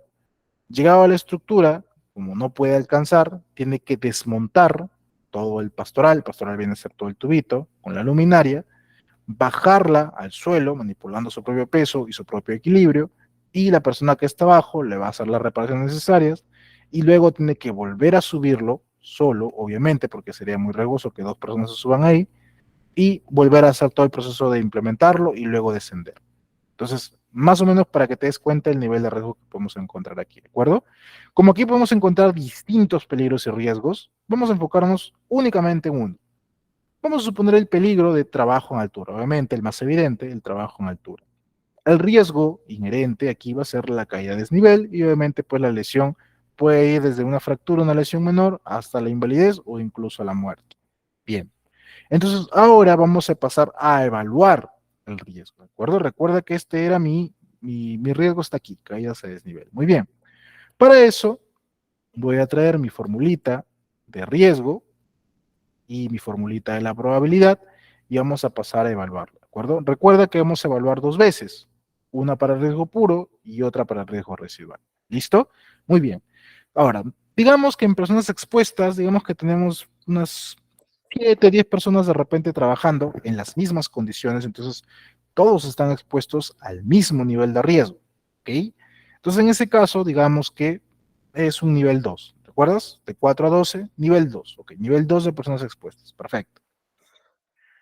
Procedimientos, ¿sabes qué? No hay procedimientos. Hemos ido a supervisar, a verificar en campo, a ver, ¿tu estándar de trabajo en altura? No hay. ¿Tu procedimiento para hacer este? No hay. Ok, nivel 3, no hay procedimiento. Capacitaciones, no, mira, no hay tiempo para capacitar, el personal tiene que trabajar, tiene que avanzar la producción. Ya, listo, nivel 3. Ni tiempo de exposición a esto. Yo digo, ¿no? Una persona que está haciendo este trabajo constantemente, cotidianamente, en estas condiciones, yo creo que el nivel de riesgo de exposición a la caída de desnivel sí está perenne, está latente, ¿no? Entonces vamos a considerarle un nivel alto, nivel 3. Hacemos una suma y obtenemos 11 en probabilidad, ¿ok? Vamos a ver. Ahora la severidad. Insisto, si tenemos una persona que trabaja en estas condiciones, obviamente si es que se llega a caer, si se accidenta, sí va a tener consecuencias severas. Vamos a colocarle un nivel 3. Multiplicamos y obtenemos 33 en riesgo puro. Ingeniero, ¿qué significa esto? Traemos de acá nuestra tablita para la estimación del riesgo y obtenemos que el nivel 33 pues viene a ser intolerable, ¿de acuerdo? Está muy, muy expuesto al trabajador a que se vaya a caer. Bien, entonces una vez que yo ya identifiqué este nivel de riesgo, ¿ahora qué voy a pasar a hacer? Ahora tengo que pasar a identificar mis controles, ¿de acuerdo? ¿Sabes qué? Como ya estoy yo nuevamente haciendo toda mi implementación, ya digamos que ya lo implementé. Ahora sí, estoy actualizando mi hiper porque ya implementé realmente mis controles. Entonces, digamos que ahora la empresa pues capacitó a su personal, elaboró un procedimiento de trabajo en altura, lo difundió, el personal está más capacitado, se cambiaron los métodos de trabajo, incluso la empresa se tomó el tiempo y los recursos para hacer una nueva adquisición, ¿de acuerdo? Hizo la adquisición de las escaleras que le faltaban y también hizo la adquisición de maquinaria como esta. la cual asegura que el personal trabaje directamente y ya no tenga que verse expuesto a ascender a la estructura. ¿De acuerdo? Bien, vamos a evaluar nuevamente. Entonces, ahora vamos a considerar mi riesgo residual. Personas expuestas. ¿Sabes qué? Digamos que por los cambios que hemos hecho, método de trabajo y todo esto, ya no tengo las 7 personas expuestas al riesgo. Digamos que algunas ya se ven en otro tipo de actividad prácticamente, las pocas que quedan están trabajando con la grúa, otras sí están con escalera, en zonas rurales tienen que seguir usando pasos. Vamos a bajarle a un nivel 1 de personas expuestas, ¿de acuerdo? Porque ya tengo nuevas metodologías, ya no están todos expuestos al mismo nivel de riesgo. Bien, procedimientos. Ahora, como te decía, existen los procedimientos. Entonces, vamos a colocar un nivel 1. Hay un procedimiento, se ve que se ha difundido. Capacitaciones. Sí, tengo capacitaciones, le hemos hecho su entrenamiento al personal, le hemos capacitado para que use la maquinaria. Perfecto. Exposición al riesgo. Lo siguen haciendo diario la actividad. Ah, entonces le pongo 3. No, espérate. Y ese es el error que a veces me cometen. Esta exposición no es exposición a la actividad, es exposición al riesgo. Y yo te pregunto, personal, en estas nuevas condiciones, ¿qué tan expuesto estará a una caída de desnivel? ¿Diario? En estas nuevas condiciones, diario no creo. Para mí sería un nivel 1. Quizá tú, si quieres ser más exigente, le puedes considerar un nivel 2. Pero para mí yo lo voy a considerar un nivel 1, porque ya esa exposición ha cambiado, ya no es la misma, ¿de acuerdo? Bien, sumamos, tenemos un nivel de probabilidad 4. Ahora la severidad, insisto, con estas nuevas condiciones, suponiendo que este personal se me caiga pues de la canastilla, estando anclado, porque obviamente cuando suben también se anclan a la canastilla, ¿será las mismas lesiones? No lo creo. Como a mí me gusta ser un poquito exigente, le voy a colocar un 2 igual de severidad, porque si se llega a caer, puede que tenga por ahí alguna lesión de consideración. Muy bien. Multiplicamos y obtenemos un nivel 8. Nivel 8 podemos encontrar que está dentro de un nivel tolerable. Entonces esta actividad, aunque muy ajustado, llega a estar controlado, ¿de acuerdo? De esta manera es como vas a hacer la identificación de los peligros y riesgos en todas tus actividades. ¿De acuerdo? Ahí te he pasado un manual de llenado de matriz hiper de la zona FIL, no me equivoco. Ahí hay algunos ejemplos en otros sectores también que tú puedes usar para que te vayas guiando a ver cómo llenar tu propia matriz hiper. ¿De acuerdo? Entonces, de esa manera es como lo puedes ir llenando. Ojo, aquí antes de que me olvide, como tenemos aquí un nuevo proceso, por así decirlo, o nueva maquinaria, el uso de esta maquinaria también tiene que ser considerado como un nuevo peligro dentro de la hiper. Te vayas a olvidar, ¿de acuerdo? O sea, estamos haciendo una nueva implementación, un nuevo equipo, una nueva metodología. Implica que mi hiper tenga que actualizarse para que lo incluya también. Porque obviamente cuando hacía antes la actividad sin la grúa, estaba expuesto a ciertos peligros y riesgos, muy gravemente. Ahora redujeron, muy bien, pero ahora está expuesto a otro tipo de peligros y riesgos y hay que implementar otros controles para tener en cuenta esos peligros y riesgos de este nuevo equipo. Entonces, eso también tenemos que considerar en nuestra matriz hiper. Bien, listo. Entonces, con eso estaríamos cerrando lo que es matriz hiper, solamente para añadir el tema del mapa de riesgos. El mapa de riesgos no lo vayas a confundir con tu matriz de riesgos, es distinto. El mapa de riesgos viene a ser básicamente un plano que te muestra las condiciones de trabajo, las cuales tú puedes emplear diversas técnicas, puedes usar cualquier programa que tú quieras, en el que básicamente vas a identificar las zonas eh, y de qué manera estás haciendo el tema del control de los peligros y los riesgos. Te voy a comentar lo que a nosotros nos pasó en una auditoría, por ejemplo. Pasamos pues auditoría en la oficina principal. A ver, muéstrame el mapa de riesgos de acá de la oficina y le mostramos, ¿no? Aquí está el mapa de riesgos. El auditor lo miró, quedó mirando, lo miró buen rato, lo volvió a mirar y dijo, ya, bueno, pasa, dijo. No lo te convencido, pero dijo, ya, pasa. Lo llevamos luego a la oficina operativa. A ver, la matriz de riesgos de esta oficina, mostramos la matriz de riesgos, le dijo, no es matriz de riesgos, muéstrame la de riesgos, el mapa de riesgos. No, pero este es el mapa de riesgo. Mira, aquí está el mapa, puede ver, aquí está ubicado, aquí está su zona segura en caso de sismo, aquí está salida de emergencia, escalera, tal cual. Sí, está muy bonito tu mapa de señalización y tu mapa de evacuación, pero no veo el mapa de riesgos. No, es que este es. No. El otro te lo dejé pasar porque por ahí más o menos lo incluía, pero este no lo tiene. Y es que para que sea un mapa de riesgos, lo que nosotros tenemos que identificar es los riesgos. ¿Qué riesgos vas a encontrar expuestos según cada zona, cada ambiente de la empresa donde estás haciendo el mapa? Por ejemplo, aquí tenemos riesgo eléctrico. Aquí tenemos suelo resbaladizo.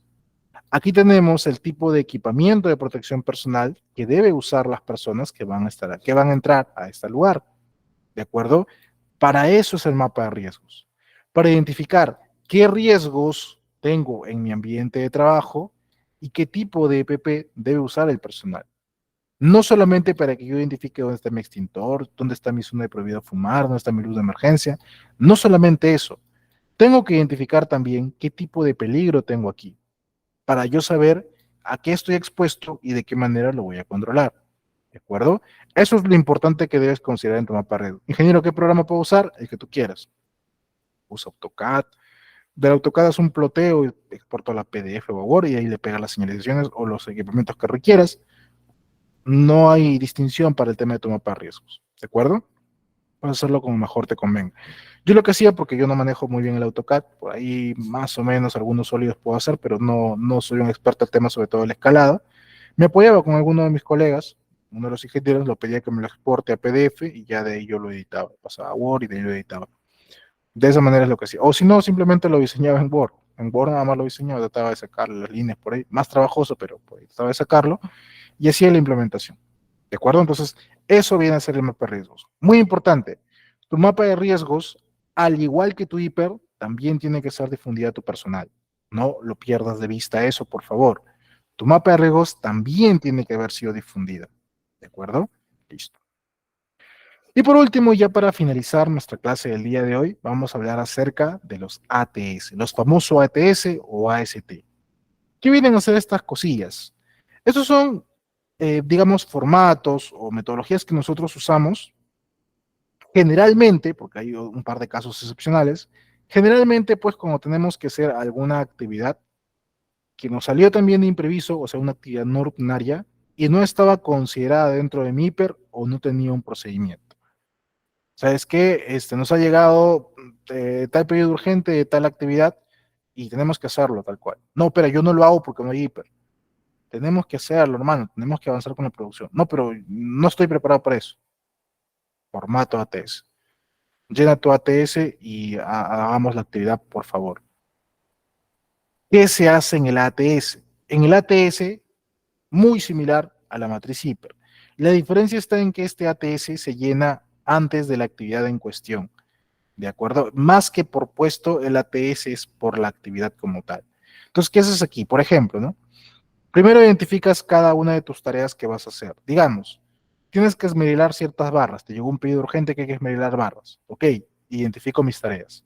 Primero voy a retirar las barras de la caja alimentadora. Luego voy a pasar a hacer el esmerilado directamente con la máquina. Y una vez que terminé, lo pongo en la caja ya de producto terminado para que se lo lleve. Listo. Entonces, de mi actividad que tenía que hacer, ya separé cuáles son mis tareas. Muy parecido como hice con el hiper. ¿Qué sigue ahora? Ahora tengo que hacer la identificación de los riesgos potenciales de cada una de estas tareas. Al momento de tomar la barra, me puedo cortar la mano si estaba muy filosa. Al momento de tomar la barra, de repente se me resbaló, o justo me corté y se cayó y la barra tiene pesito y me golpeé el pie. Al momento de estar esmirando me va a saltar chispas, me va a saltar por ahí a la vista no voy a poder ver bien, se puede salir de repente el esmeril, mi mano puede quedar atrapada. Al momento de depositar la barra, igual, también lo puedo cortar porque está muy filoso, se me puede caer, toda la caja se puede caer encima, entonces ya identifiqué qué riesgos hay. Así hago en el ATS. Y luego de eso, ¿qué hago? Identifico qué medidas de control voy a tomar yo para minimizar.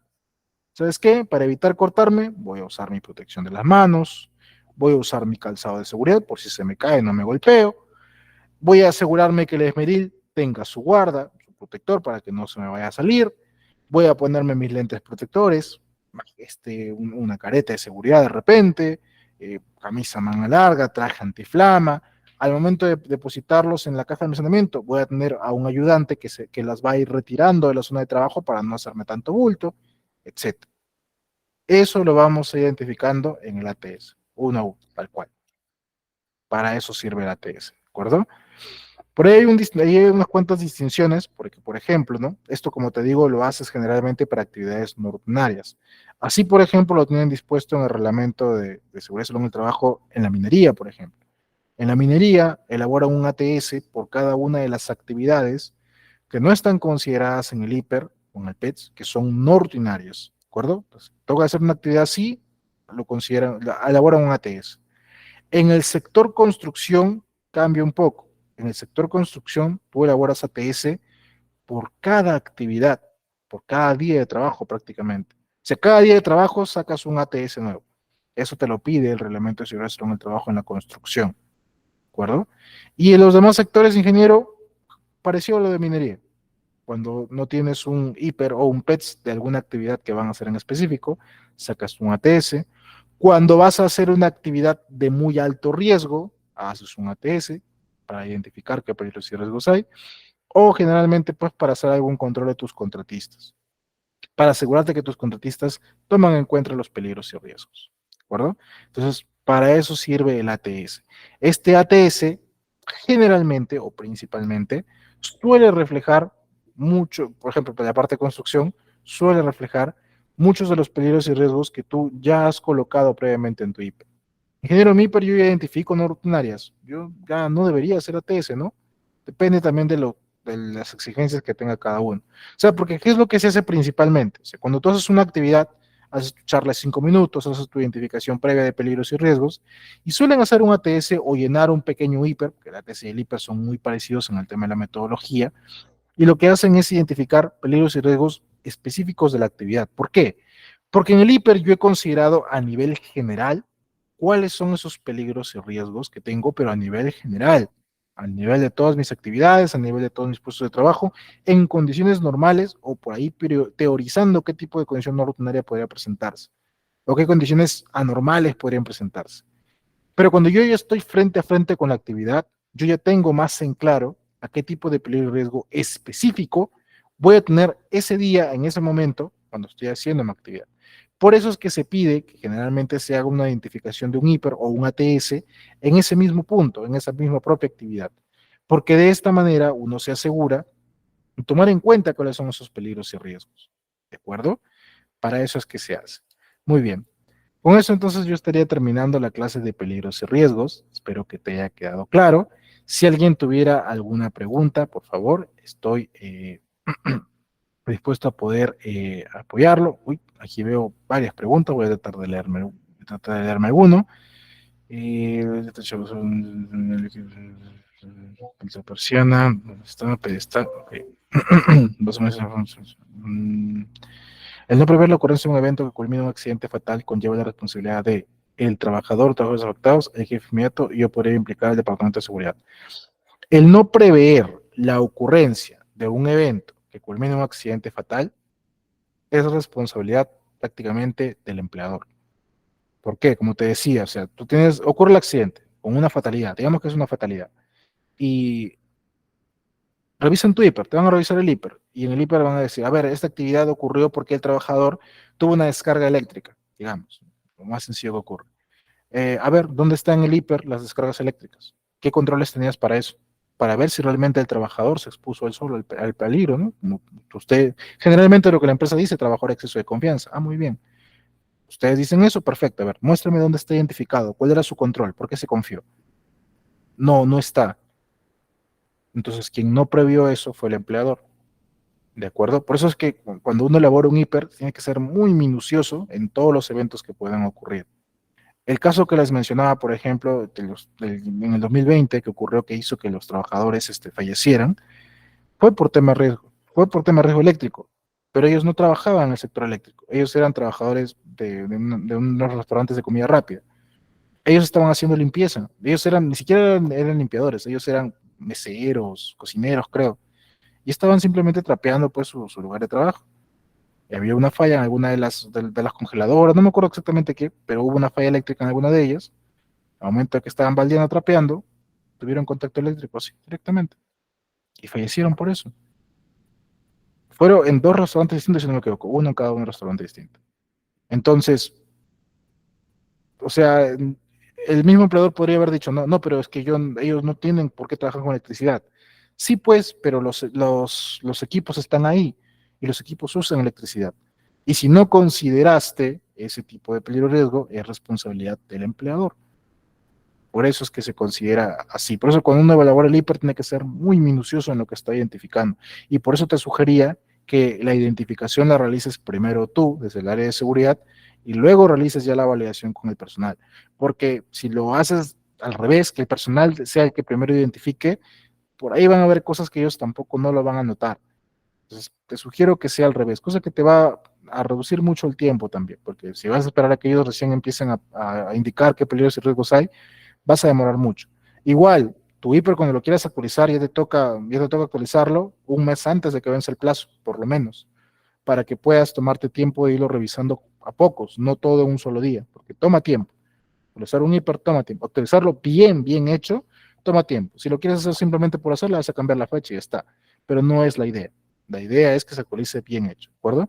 Y sí, hay que considerar todos y cada uno de esos eventos quizá en menor nivel de probabilidad, pero sí con alto nivel de seguridad, de lo que podría llegar a ocurrir, ¿de acuerdo? No siempre puede ser rutinaria. Un paciente con convulsiones tenemos que estar atentos al paciente. Correcto. Por eso decíamos que en el hiper identificamos situaciones, no actividades, no peligros, sino situaciones rutinarias, en condiciones rutinarias y no rutinarias. De forma no rutinaria yo podría encontrar, como tú dices, ¿no? Un trabajador, por ejemplo, que se afecta a una enfermedad de repente. No rutinaria, de repente tengo un trabajador que por su estado de salud puede sufrir un infarto y si se le da un evento en ese momento, puede ocasionar de repente un accidente. Entonces, eso también tenemos que considerar en algunos casos, dependiendo de cómo vayamos a evaluar. En construcción y proyectos, ¿qué tiene que realizar? El hiper o ATS. Ah, no, espere. No me vayan a confundir por si acaso. El ATS en ningún caso sustituye al hiper. Ojo, el hiper aplica absolutamente a todas las empresas en todos los sectores. El ATS es un formato, por así decirlo, adicional al hiper, pero el que sí o sí debes tener es el hiper. Lo que pasa es que en el sector construcción, aparte de tener el hiper, que debes tener tu hiper propuesto, piden diario prácticamente por cada actividad que elabores un ATS, que hagas tu identificación de peligro de la actividad como tal. ¿De acuerdo? O sea, pero no es que opto por mi hiper y bueno, como yo hago ATS ya no hago hiper. No. Hay que tener ambos. De hecho, el hiper es mucho más prioritario. La TS ya es prácticamente por un tema de cumplimiento sectorial, por así decirlo. Pero el general, de acuerdo al tema de la ley, es el hiper. El hiper sí o sí hay que tenerlo todos, ¿de acuerdo? Muy importante, tanto en la parte con operaciones como en la parte administrativa. No vayan a olvidar eso, ¿bien? La TS se debe llenar antes de cada jornada o a la semana una vez. El hiper se llena cada jornada o a la semana una vez o la que dure el trabajo. Ya, Grupo Cueva. Eh, si te refieres a que es del sector de construcción, el reglamento te indica que se hace por cada actividad. O sea, sería por cada jornada antes del inicio de jornada, no lo vayas a llenar al final. Generalmente lo que hacen para avanzar, ¿qué es? Firman el ATS y ya y de frente pues, te pasan a hacer la actividad y luego la regularizan. No es el método correcto. Pero si lo vas a hacer así, asegúrate que al menos, si vas a regularizar de repente el llenado, asegúrate que al menos ellos hayan estado presentes cuando de manera verbal han hecho la identificación de los peligros y riesgos, ¿de acuerdo? O sea, porque lo ideal del ATS es que ellos tomen conciencia de qué peligros y riesgos tienen. No es simplemente el tema de que yo de que yo simplemente cumplo con el formato y ya está, y ahí quedó. No, la idea es hacer bien la identificación de los peligros y riesgos. Porque como les decía, este ATS justamente su finalidad es que la persona tome mucho más conciencia de los peligros y riesgos que está enfrentando en su actividad. Para eso es que hacemos el ATS, ¿de acuerdo? El hiper, per se, en la parte de construcción, al menos por ejemplo, cuando yo estaba en la parte de construcción, lo hacemos una vez. Nosotros lo hemos hecho una vez y bueno, si hay algún cambio que hacer por tema de accidente, por tema de cambio de proceso, etcétera, actualizamos. Pero el hiper pues lo hacemos prácticamente una sola vez, lo hemos presentado a inicio de obra, y de ahí el que sí se actualiza, el que se saca prácticamente diario, es el ATS. Esa es la diferencia. Ahora, ¿quién tiene que firmarlo? Básicamente lo va a firmar los miembros los miembros del equipo o el jefe, o el jefe de la cuadrilla como tal, el supervisor o residente encargado de la obra y el área de seguridad. Ellos son los que van a llenar pues el ATS. Pero tiene que firmarte todo el equipo, o sea, en sí todo el equipo tiene que haber firmado de que han elaborado el ATS. Es como si firmaran una charla de 5 minutos, o sea, todos tienen que haberse involucrado. No te vaya a pasar que le ocurra un accidente a alguien y cuando hagan la identificación y digan, a ver, esta persona ha llenado ATS, sí, sí estuvo, su firma y no está. Entonces, sí, ahí te he pasado también unos modelos, unos formatos de ATS para que también los tengas en cuenta y ahí vas a ver que hay una parte donde todos los trabajadores tienen que firmar el ATS. Abajo el jefe de cuadrilla, el encargado de obra o el residente de obra y el área de seguridad también. ¿De acuerdo? Listo. Hola Shirley, buenas noches. ¿Quieres hacer una pregunta? Ah, perdón, Shirley, te dije, eres Shirley. Perdón. ¿Tienes alguna pregunta, Shirley?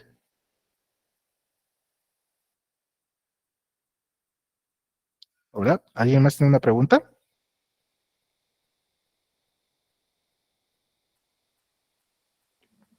Ingeniero, una consulta. ¿Qué tal? Buenas noches, dime. Buenas noches. Si es un mantenimiento, por ejemplo, de podado de árboles, y ese servicio lo haces para una empresa, Ok, eh, entiendo. ya, entonces, en ese caso, como el podado solo se realiza a la semana, no sé, una vez, o al mes una vez, o a 2 meses una vez, ahí debería llenarse el ATS y a la vez también se podría hacer partícipe a los trabajadores que hagan un IPRC. Bueno, si es una actividad que básicamente no tienes control, por lo que entiendo no tienes tan definido cuándo se va a hacer, en primer lugar debería estar en tu IPE, porque sea igual, aunque no sabes cuándo lo vas a hacer o con qué frecuencia, sabes que se va a hacer. Entonces, lo ideal sería que esté dentro de tu IPE como actividad no rutinaria y los trabajadores deberían conocer cuáles son los peligros y riesgos a los cuales se van a ver afectos por el tema de la poda. Ahora, respecto a llenado de ATS, como te decía, si tu cliente es del sector de construcción y haces poda como parte del sector de construcción, sí debería llenarse en cada vez que se realiza. Ahora, si no eres del sector de construcción, digamos que eres de minería o digamos que eres de otro rubro, voy a suponer que eres del sector eléctrico, por ejemplo, entonces, sí, claro, debería llenarse, pero ¿cuál sería el detalle aquí? O sea, generalmente lo que se hace es, tú tienes tu hiper, identificas las rutinarias y no rutinarias, haces tu identificación de peligros y riesgos, entonces, ¿qué vas a hacer en el ATS? En el ATS simplemente vas a trasladar los peligros y riesgos que ya están en tu hiper y los vas a trasladar a tu ATS. O sea, básicamente vas a trabajar a la par, vas a trabajar con tu hiper que ya está identificado y vas a extraer los principales peligros y riesgos del punto de trabajo donde están. De esa manera también entrenas al personal a que entienda más o que conozca más o se familiarice más con su hiper.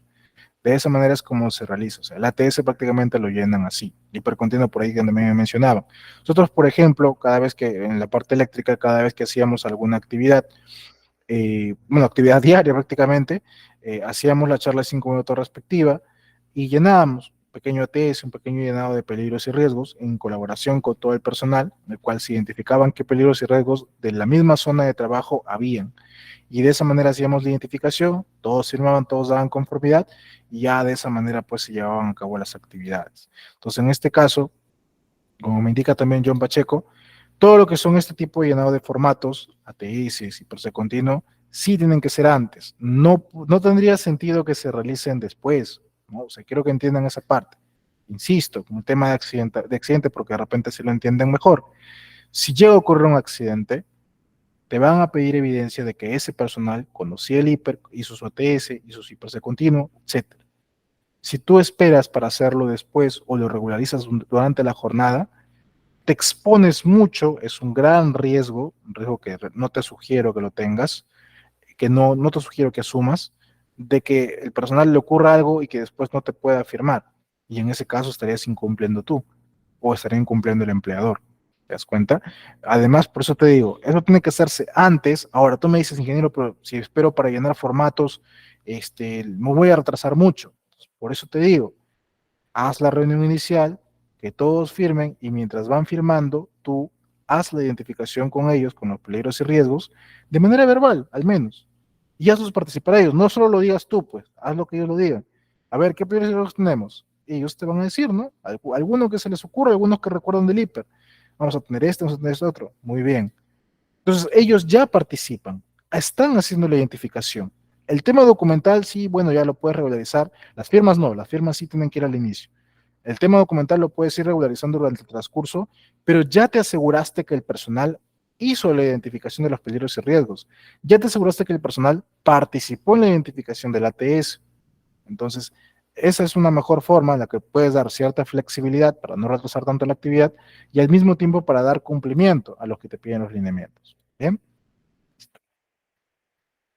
¿Alguien más? ¿Alguna pregunta? Daniel, creo que tienes una pregunta. Sí, buenas noches. ¿Qué tal? Buenas noches, dime. Sí, en el caso de nosotros que es trabajos de conexiones, instalaciones, Ya, de redes, sí, lo que es instalaciones, telefonía, internet y cable, eh, se ha estado dando la documentación porque ok, la había requerido también y lo que es el PETAR y el ATS.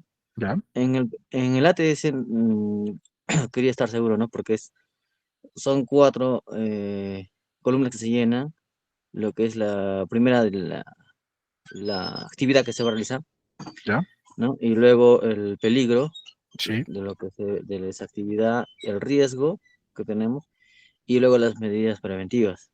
Ahora, en el PETAR no siempre tenemos el trabajo, pero como es considerado porque durante el día sí o sí se tiene que a veces realizar los trabajos, entonces se llena la documentación, una, una hoja nomás, solamente para poner. Y en el caso, tenía mi duda también, en el caso de la documentación, estaba pensando si tal vez por el tema que no, de la demora, eso, era si podía tal vez llenarla, porque son las mismas actividades que se realizan casi a diario. No todas las cuadrillas que hacen los trabajos, hay algunas que sí, solamente hacen trabajos de mantenimiento y otros servicios, pero que eso sí varía. Pero normalmente las otras instalaciones sí tienen siempre la misma actividad. Entonces estaba pensando si podía llenar la documentación un día anterior y ese momento, en la charla de 5 minutos, teniendo siempre en cuenta, ¿no? Explicarles siempre en cuenta, que tengan en cuenta eso, la identificación de los peligros, los riesgos, y ese es el momento que firmen, ¿no? Pongan su nombre y su firma. mira, No sé si... lo que me comentas es algo muy frecuente que yo también he visto donde estoy actualmente trabajando, que se hacía así por un tema de ahorrar el tiempo, y es que a veces llenaban, toda la documentación la llenaban para toda la semana ya una vez, y lo único que hacían era pasar las firmas el día que le correspondía. No es el método correcto, la verdad, no lo sugiero. Yo entiendo que lo hacen por un tema de avanzar, por un tema de tiempo, sí lo entiendo porque yo también he estado en actividad en campo y sé que se toma su tiempo para hacer esto, pero no lo sugiero. ¿Por qué?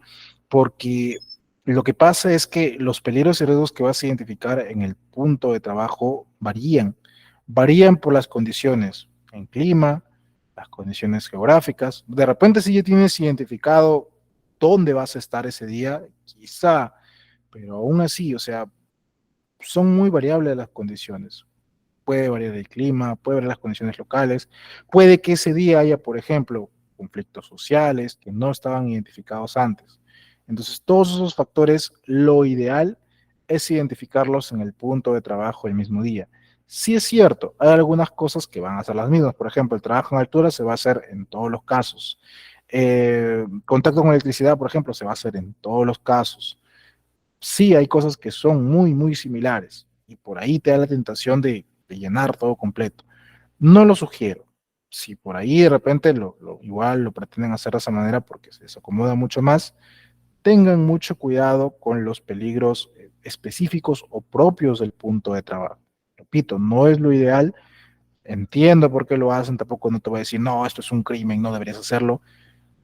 me gusta dar cierta flexibilidad. Quizá no debería porque en tema de seguridad es muy riesgoso, pero en lo que se refiere, o sea, en lo que se refiere a tema de documentos, te sugiero, te recomiendo que tengas mucho cuidado o muy en cuenta el tema de peligros específicos, porque suponiendo, igual siempre me voy a peor los casos, suponiendo que llegue a ocurrir algún accidente, algún evento, eh, al momento de que te revisen el ATS, por ejemplo, y el hiper continuo que realizaron en ese momento, van a tener que identificar si es que consideraste o no la situación de peligro en la cual ocurrió el accidente del trabajador.